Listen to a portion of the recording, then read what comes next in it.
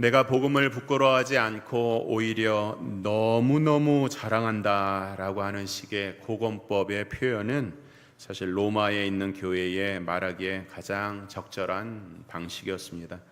왜냐하면 당시 로마는 세계를 제패하였지만 그러나 그 문화권은 헬라 문화권 안에 속해 있었고 헬라 사람들은 철학과 관념으로 사로잡혀 있었죠. 그렇기 때문에 그렇게 철학과 관념으로 자기 자신을 자랑하면서 살아가고 있는 사람들에게 자기 자신들이 오히려 얼마나 죄 가운데 비참하고 또 곤고한지를 깨닫게 하고 그렇게 구원의 능력 외에는 예수 그리스도의 복음의 능력 외에는 다른 것을 자랑할 수 없다 하는 것을 보여주기 위해서 사도 바울은 그런 말을 하고 있는 것입니다. 여기서 우리가 받은 구원에 대해서 바른 이해를 가져야 됩니다. 우리가 구원의 능력, 지난 주간 우리가 살펴보았어요. 구원에 대한 바른 이해를 갖는 거 굉장히 중요합니다. 실제로 신앙생활을 하면서 우리가 처음에 어떻게 무엇을 배우느냐 매우 중요합니다. 처음에 잘못 배우면 어떻게 될까요? 그것을 교정하는 데는 생각보다 많은 결단이 필요합니다. 왜냐하면 우리의 고집이 발동해서 고쳐야 되는데 고치기를 싫어하는 그런 못난 모습이 있기 때문에 그래요. 제가 미국에 처음 갔을 때 한국은 골프 치는 것이 아직도 좀 고급 스포츠고 또 여러 가지 불미스러운 일들도 많이 있지만 미국에서는 그렇지 않습니다. 그래서 연습볼을 좀 치고 있었습니다. 그런데 어느 날 지인을 만났던 지인이 하는 말이 제대로 배우지 않고 지금 골프 스윙을 한 100번 하면은 나중에 제대로 배우고 그 100번을 다시 해야 된다고 그러더라고요. 그래갖고 그 다음에 그만뒀습니다. 예, 하나의 운동 경기도 처음에 어떻게 배우느냐에 따라서 그것을 교정하는데 그만큼 힘이 드는데 신앙생활, 영적인 생활은 말할 것도 없는 것입니다. 그런 면에서 구원이 무엇인가를 잘 알아야 되는데 구원의 의미를 알기 위해서는 또 인간에 대한 이해가 필요합니다. 인간에 대한 이해를 위해서는 창세기 말씀으로 돌아가서 창세기에 하나님이 태초에 천지를 창조하시고 우리 인생을 하나님의 형상대로 지으셨다고 하는 그 대목으로 넘어가야 됩니다. 그래서 하나님께서 최초의 사람 아담을 지으시고 아담은 하나님과 교제하였던 영화로운 사람이었습니다.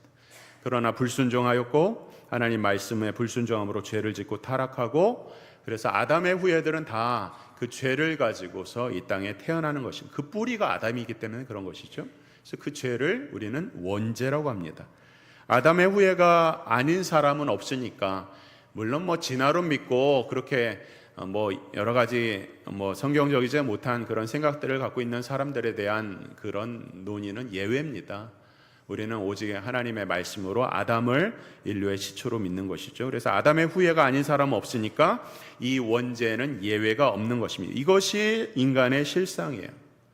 모든 인간은 다 죄를 가지고 태어나는 것이죠. 그래서 어떤 사람들은 유아가 무슨 잘못이 있어서 죄인이냐라고 하지만 유아들도 죽는 것을 보니 그도 죄인이라는 것을 성경 말씀대로 응하고 있는 것이죠.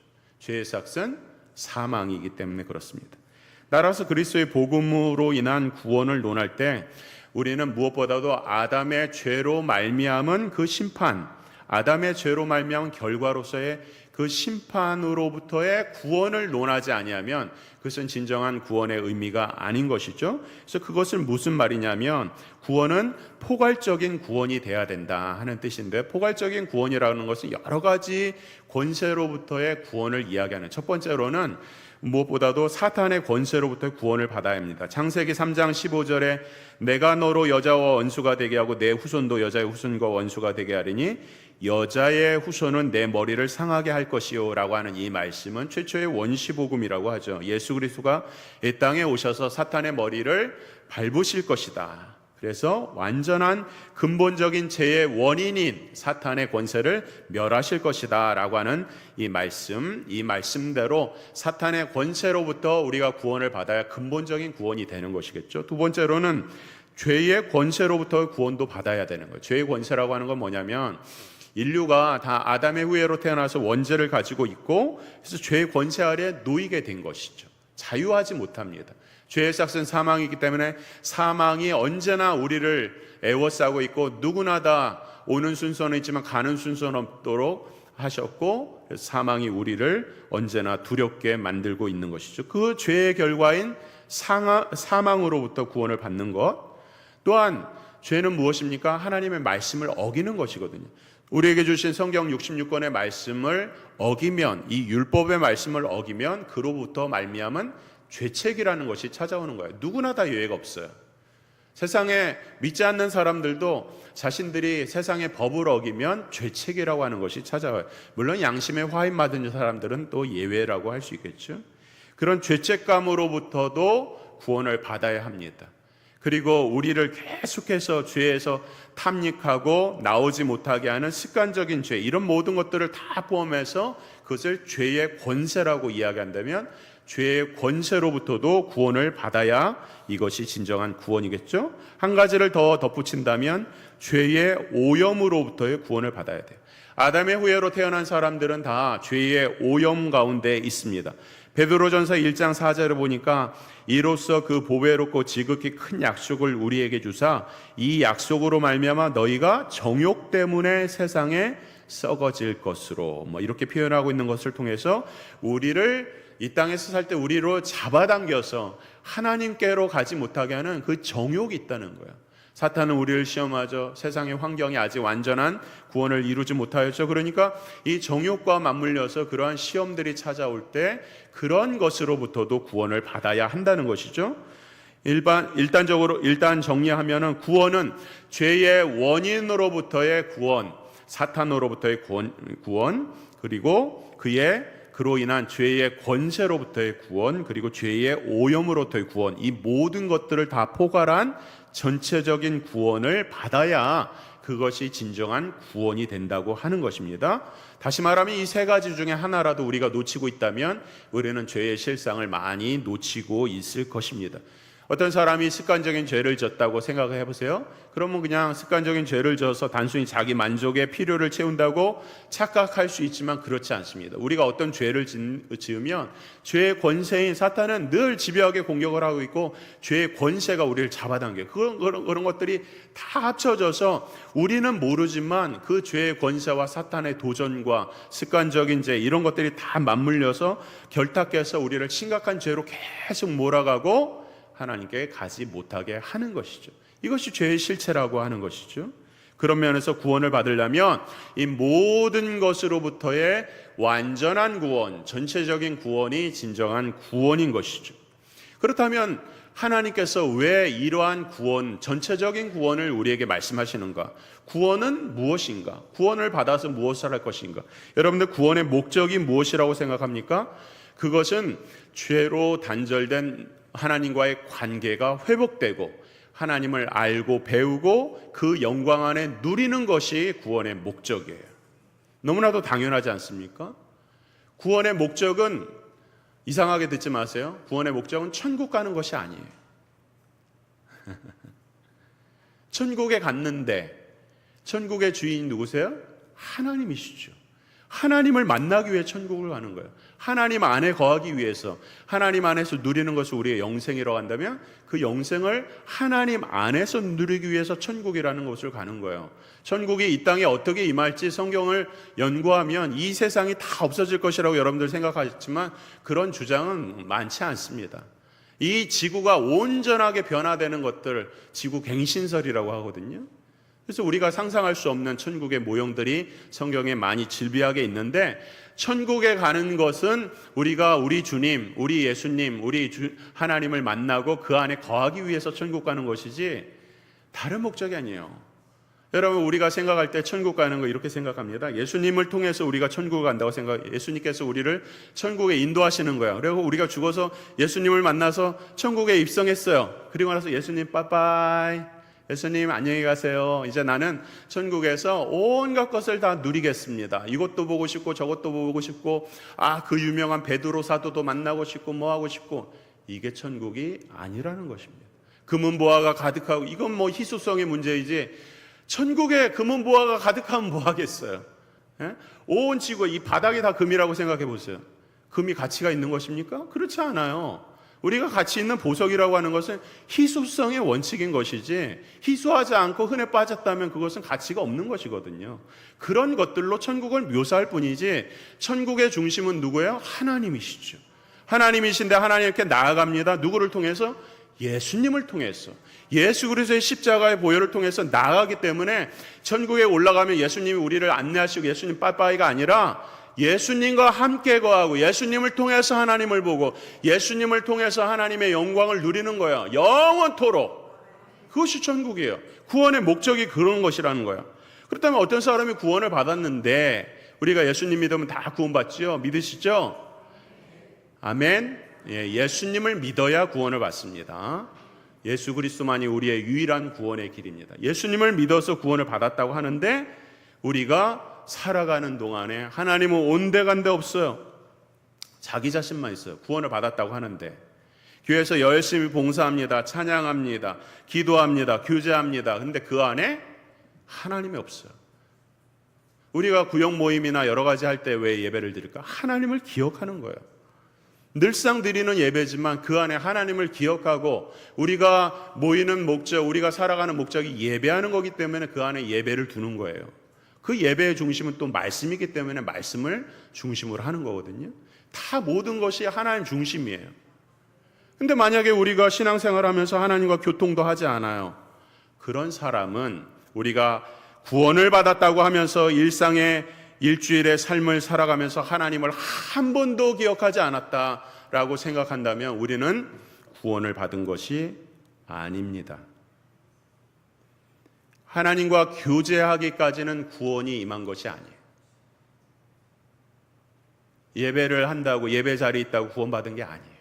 너무 안타깝지만 하나님의 임재와 그의 교제와, 우리가 앉아서나 일어설 때나 넘어질 때나 아플 때나 힘들 때나 즐거울 때나 그 안에 우리가 충만하지 못하니까, 연약하니까 늘상 잊고 살지만, 오늘 장로님들 그렇게 기도하시죠. 한 주간 동안에 죄를 사죄의 은혜를 구해요.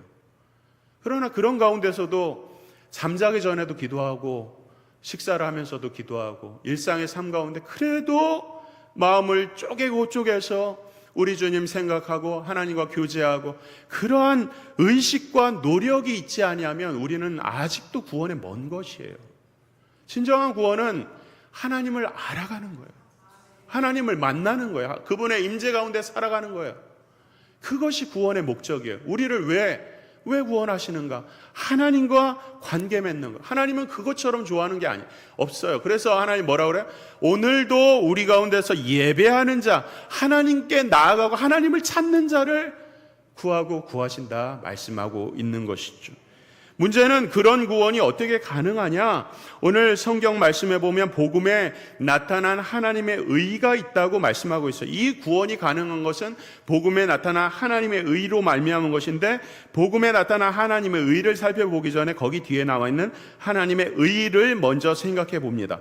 복음에는 하나님의 의가 나타나서 믿음으로 믿음에 이르게 한다고 할 때에, 지난번에도 말씀드렸지만 이 로마서 1장 16절 17절의 말씀은 종교개혁자들 뿐만 아니라 수많은 사람들이 이 말씀 앞에 무릎을 꿇었는데, 대표적인 사람이 종교개혁자 마틴 루터였습니다. 루터가 종교개혁을 할 때에 이 하나님의 의에 대해서 오해를 했어요. 로마서 1장 17절 말씀을 천둥같이 받았거든요. 그래서 이런 고백을 합니다. 나는 열심히 근심하면서 로마서 1장 17절에 나오는 바울의 말을 이해하려고 무진 애를 썼다.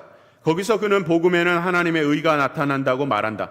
나는 그 하나님의 의라는 표현 때문에 오랫동안 탐구하였고 너무나 근심한 나머지 녹초가 되어서 갈피를 잡지 못했다라고 이야기를 하면, 왜 그럽니까? 왜 그럴까요? 어두움은 조금도 없으시고 빛이시고 온전하시고, 우리가 오늘 찬양을 했던 것처럼 거룩하신 하나님 앞에 죄인인 인간이 설 수가 없기 때문에 그래요. 그런데 하나님의 의가 나타났다는 거예요. 도대체 이 하나님의 의가 왜 나타났는가? 이 하나님의 거룩한 의, 온전한 의, 인간으로서는 살 수 없는, 셀 수 없는 그 의가 나타났기 때문에 나는 이제 구원 못 받았구나 라고 루터가 생각한 거예요. 그래서 이런 말을 이어서 합니다. 내가 그 선언을 읽을 때마다 나는 언제고 하나님께서 복음을 알리지 않았으면 더 좋았을 뻔했다고 생각했다. 왜냐하면 하나님의 의가 더 온전히 드러남으로 나에게는 더 철저하고 절망적이고 소망이 없게 만든 것 같았기 때문이다. 나는 스스로에 대해서 어떻게 할 줄 몰랐다.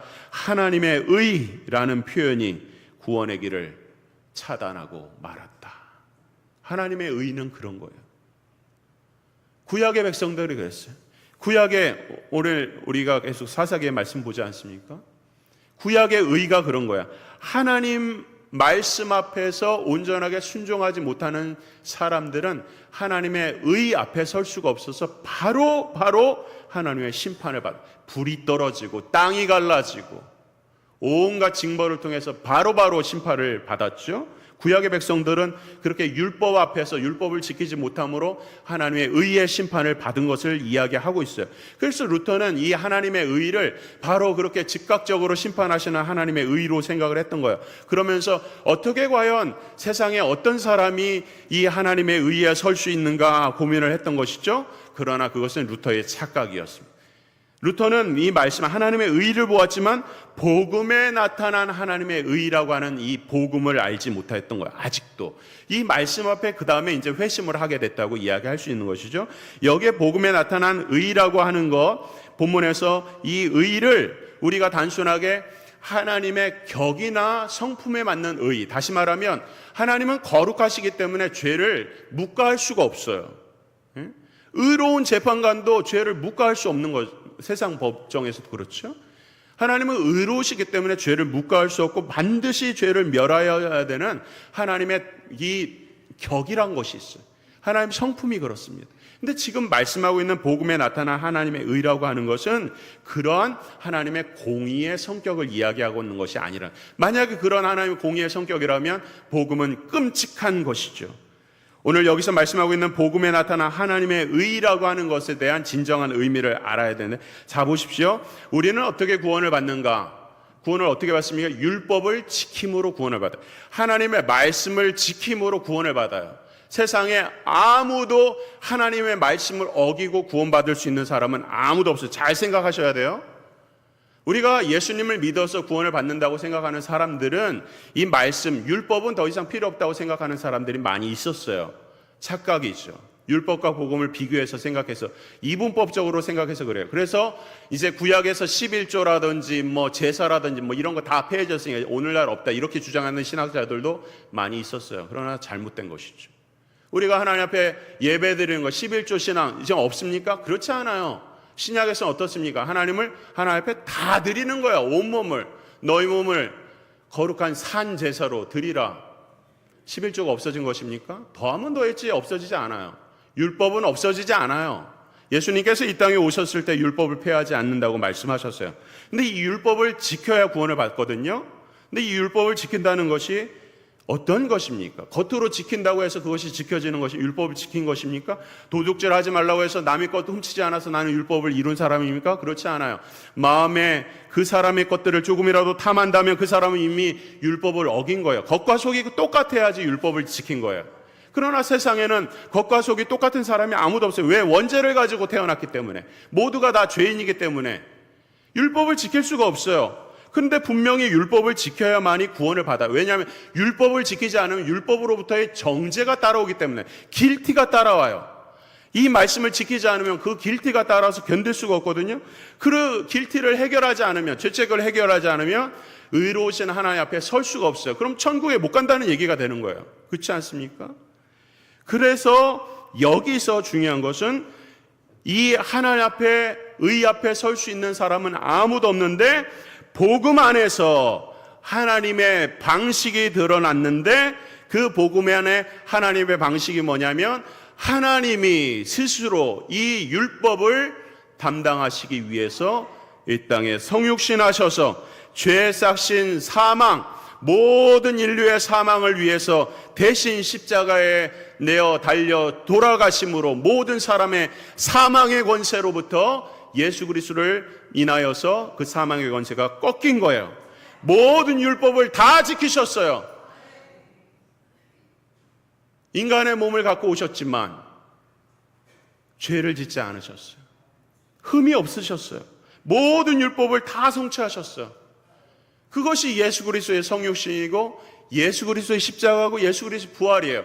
그 예수님이 요구하는 세상에서 요구하는 죄가 요구하는 모든 것들을 예수님께서 다 담당하시고 그것을 이루시고 그로부터 말미암은 의를 얻어요. 예수 그리스도의 의죠. 그 의를 이제 우리의 것이라고 전가시켜 주신 거예요.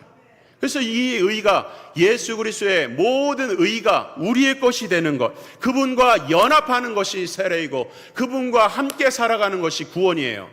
그 의를 우리가 누리게 된 거예요. 그래서 복음에는 하나님의 한 의가 나타났다라고 하는 말씀이에요.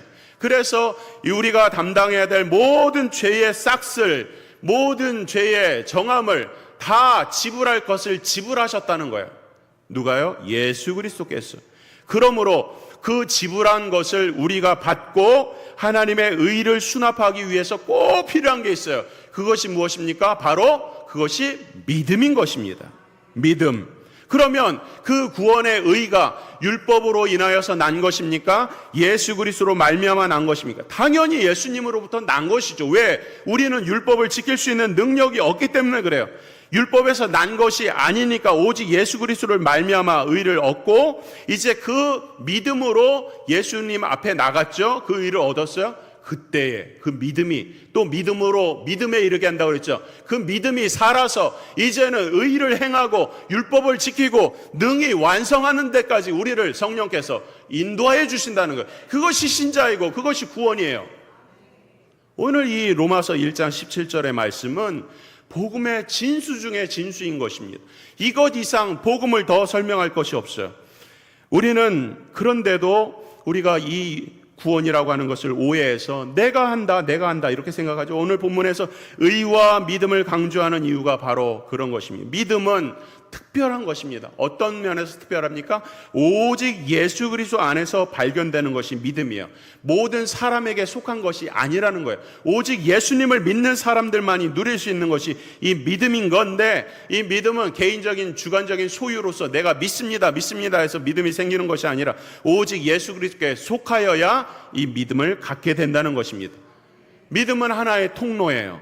하나님의 은혜를 받을 수 있는 통로. 그래서 믿음을 우리는 자랑하지 않아요. 믿음은 하나의 도구와 같아요. 에베소서 2장 8, 9절의 말씀을 보면 너희는 그 은혜에 인하여 믿음으로 말미암아 구원을 받았나니 이것이 너희에게 난 것이 아니요 하나님의 선물이라 행위에서 난 것이 아니니 이는 누구든지 자랑하지 못하게 함이니라. 분명하게 말씀하고 있죠. 우리의 구원이 뭘로 인해서요? 원인이 뭐라고요? 하나님의 은혜라는 거예요. 너희에게서 난 것이 아니라 하나님의 은혜의 선물이라는 거예요. 근데 거기 믿음이 있죠. 믿음은 뭡니까? 우리로 자랑하게 하기 위해서 믿습니다 얘기를 하는 것이 아니라 그 하나님의 의를, 예수 그리스도의 그 십자가의 공로를 받아들이고 수납하는 통로라는 통로. 마치 배관과 같아요. 배관을 통해서 물이 흐르죠. 물의 원천은 저기 있어요. 상수지에 있어요. 우리가 배관 때문에 구원받았다고 말할 수 있는 것이 아니에요. 그러므로 믿음은 조건도 될 수 없고 믿음은 자랑이 아니라는 거예요. 우리가 오직 자랑하는 것은 누구예요? 예수님만, 하나님의 은혜만 자랑하는 거예요. 이것이 신자의 삶이라는 것입니다. 그 온전한 통치가 이루어지는데 믿음이 작동해서 이 믿음이 이 세상을 살게 하고 궁극적으로 하나님의 영원한 나라에서 살게 하는 것이라고 오늘 성경은 말씀하고 있습니다. 로마서 1장 17절 말씀 다시 한번 보겠습니다. 복음에는 하나님의 의가 나타나서 믿음으로 믿음에 이르게 하나니 기록된 바 오직 의인은 믿음으로 말미암아 살리라 함과 같으니라. 율법은 의를 이루려고 하지만 하나님의 의에 도달할 수 있는 인생은 세상에 아무도 없고 이 의롭게 되는 것은 오직 하나님의 의를 믿음으로 수납함으로 이루어진다라는 것입니다. 그러므로 루터가 나중에 회심하고 이렇게 고백합니다. 내가 이전에 하나님의 의라는 표현을 미워한 것만큼 이제는 그 표현을 내 가장 사랑하고 위안을 주는 말씀으로 여기기 시작했다. 복음 안에 있기 시작한 거예요. 그래서 바울의 이 표현은 정말 내게 있어서는 낙원으로 들어가는 문과 같이 되었다. 여러분들은 어떻습니까? 여러분들은 이 복음에 나타난 하나님의 의가 낙원에 들어가는 듯한 그런 말씀으로 달려오고 들어가십니까? 아니면 그 의를 생각하면서 두렵고 떨리는 마음으로 내가 버려야 될 것, 포기할 것 너무 많은데 어떻게 하지 하면서 주저함이 있습니까? 루터에게는 이 복음에 나타난 하나님의 의가 이제는 더 이상 추상화된 것이 아니었어요. 이것이 자기 안에 살아있는 생명력 있는 구체적인 의가 되었어요. 그 능력 있게 살기 시작한 거예요.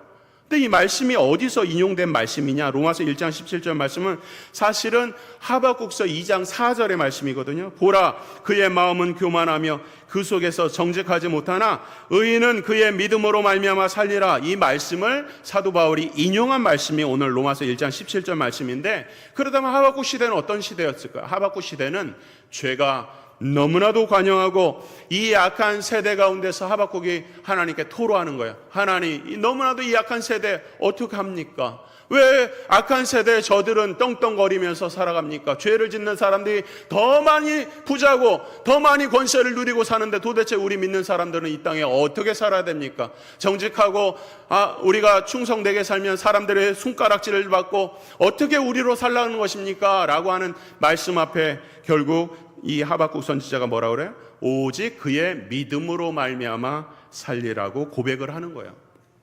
오늘 우리도 똑같이 딜레마에 우리가 살고 있지 않습니까? 세계가 전쟁의 소용돌이 속에서 빠져나오지 못하고 있고 우리가 알지 못하는 국지전들이 세계에 얼마나 많이 많은지 모릅니다.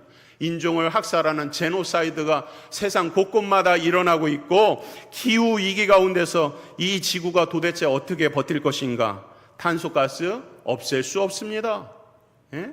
사람들의 극악해지는 그 무정함이라고 하는 것은 더욱더 심각해지고 동성애를 더 이상 죄라고 얘기하지 않는 그런 시대에 살고 있고 인간의 장기를 팔아먹고 있는 이런 시대 가운데서 과연 이 시대를 어떻게 믿음으로 살 것인가? 난제죠. 어렵죠. 두렵습니다. 그러나 오늘 주님은 분명하게 말씀하세요. 우리를 의롭다 하신 그 구원은 완전한 구원이라는 거예요. 부족함이 없는 완전한 구원, 우리로 과거로부터 불러내셔서 지금 현재를 살게 하고 앞으로도 능력 있게 살 수 있는 하나님의 구원의 완전한 능력의 복음이라고 말씀을 하고 있어요.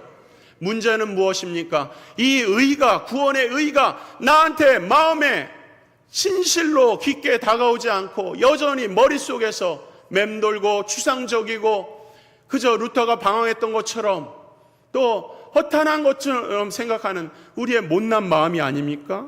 구체적으로 하나님의 의가 내 안에 살아 역사하는 그런 경험을 해야 되는 거예요. 믿음으로 사는 것이 무엇인가를 경험해야 되는 거예요. 산 믿음, 산 경험, 산 체험을 해야 되는 거예요. 머리로 하는 신앙생활이 아니라 가슴으로 진실로 마음을 다해서 하는 신앙생활을 해야 되는 것입니다. 언제요? 어떻게 해요?